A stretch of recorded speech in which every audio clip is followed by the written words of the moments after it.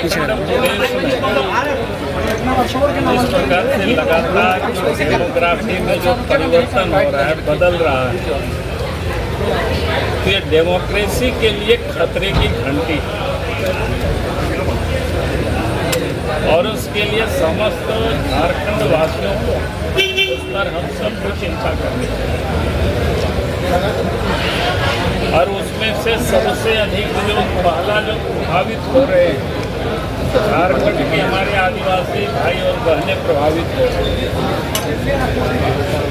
इसका मैं एक आंकड़ा मैं बता रहा हूँ, सेंसस का, कोई हमारी आंकड़ा नहीं है, बीजेपी का आंकड़ा नहीं है।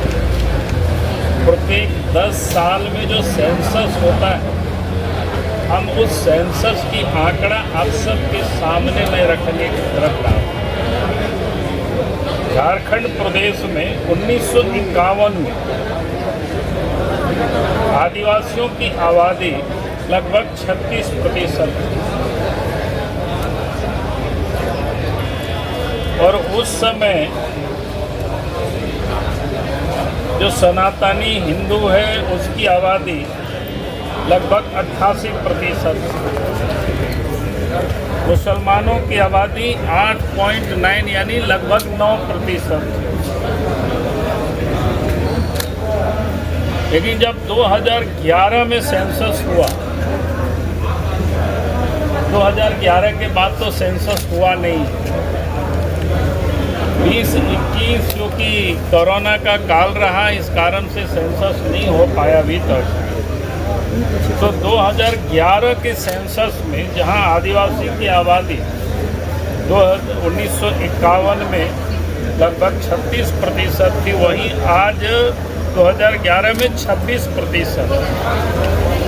मुस्लिम की आबादी जहां लगभग 9% से आज वहां 14.5%, यानी 14.53%। और सनातनी की जो आबादी उस समय जहाँ 87.79% था, वहाँ 81.17%, यानी उनकी आबादी घटी। ट्राइबल की भी आबादी में गिरावट आई, मुस्लिम की आबादी में बढ़ोतरी। अगर हम संथाल परगना को देखते हैं तो वहाँ की स्थिति और ही अधिक अलार्मिंग, यानी खतरे की घंटी। संथाल परगना में 1951 में आदिवासियों की आबादी 44.67% और उस समय मुस्लिम की आबादी 9.44%। और उसके बाद अन्य लोगों की जो आबादी थी वो 45.9%। 2011 में आदिवासियों की आबादी 28.11%, यानी 44 से सीधे 28% में आया। मुस्लिम की आबादी 9.44% थे, वो 22.73%। अन्य की आबादी जो 45.9 था, वो 49.2%। तो मैं ये कह रहा था कि इस प्रदेश में और खास करके संथाल परगना में डेमोग्राफी में साफ साफ बदलाव आया।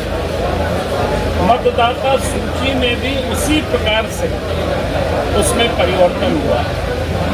इसलिए पिछले दिनों हम सब दिल्ली में जाकर के इलेक्शन कमीशन को हम लोगों ने लिखित में दिया है। 10 विधानसभा का हम सब लोगों ने डाटा तैयार करके दिया है। 2019 और 2024 के बीच 5 वर्षों में 20 से लेकर के 123% मतदाता एक पोलिंग बूथ में बढ़ा है। हम सब लोगों ने डिमांड किया है कि उसकी सघन पुनरीक्षण किया जाए और हमने राज्य सरकार, राज्य के मुख्यमंत्री को भी पत्र लिखा है कि संथाल परगना में जिस प्रकार से झारखंड में डेमोग्राफी बदल रही है, उससे सबसे अधिक अगर नुकसान किसी को होगा तो पहला आदिवासियों को, क्योंकि आदिवासियों की लोकसभा और विधानसभा की सीट आबादी के प्रोपोर्शनेट रिजर्वेशन, उसी आधार पर सरकारी सेवाओं में भी रिजर्वेशन है एसटी और एससी के लिए। लेकिन आज जिस प्रकार से एसटी की पॉपुलेशन में गिरावट दिख रही है, तो मैं कह सकता हूं कि उनके रिजर्वेशन में भी आने वाला कल संकट, और इसीलिए सरकार को एसआईटी गठित करके उसको जांच करानी चाहिए। आखिर किन कारणों से इस प्रदेश में आदिवासियों की पॉपुलेशन में इतनी बड़ी गिरावट आई है, उन कारणों को हमें ढूंढना चाहिए और उसकी हमें इलाज भी करनी चाहिए। इसका मतलब कि